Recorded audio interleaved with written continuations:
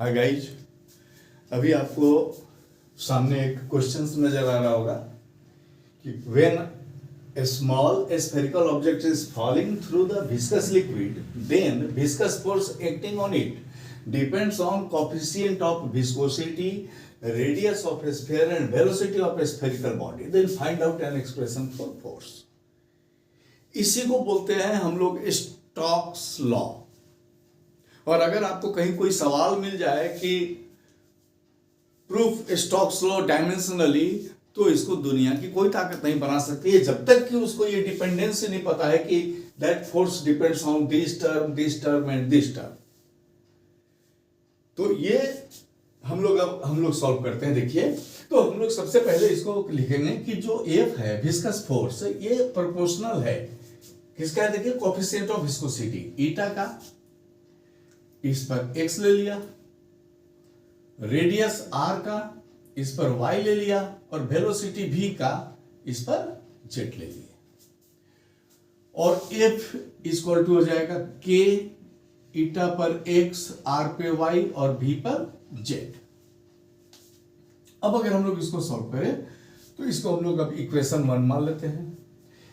अब लिख देंगे हम लोग कि taking dimension on both side. तो इधर को फोर्स है, फोर्स हो गया mlt माइनस 2। के का तो कोई डायमेंशन नहीं होगा, इसका ml माइनस 1 t माइनस 1, इसका पावर x, इसका l, इसका पावर y, और इसका हो जाएगा l t पर माइनस 1, इसका पावर z। ml t पर माइनस 2,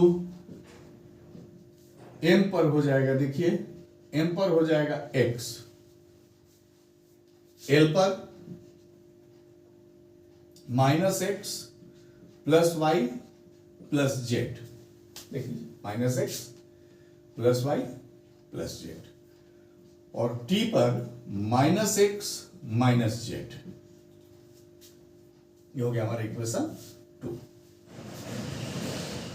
अब हम लोग लिख सकते हैं कि by the principle of homogeneity, same process, base same है, पावर सेम होगा, तो प्रिंसिपल ऑफ होमोजेनिटी फॉलो हो जाएगा।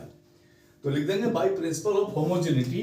तो इसमें हमारा सबसे पहले आएगा, देखिए x इक्वल टू 1, क्योंकि m पर x है, यहां m पर 1 है, ये हो गया equation 3। Minus x plus y plus z equal to 1, ये इक्वेशन 4।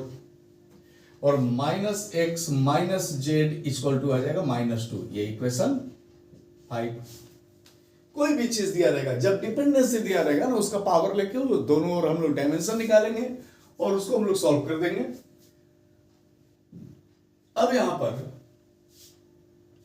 देखिए, x का वैल्यू को अगर हम लोग इसमें 5 में रखते हैं, तो by putting the value of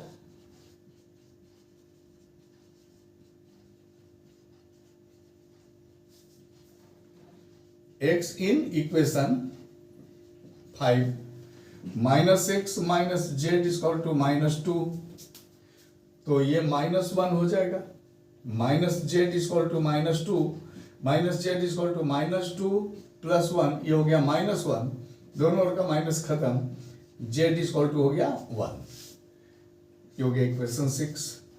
अब अगर हम लोग देखिए x का और z का वैल्यू हम लोग इसमें पुट कर देते हैं 4 में। तो लिख सकते हैं कि बाय पुटिंग द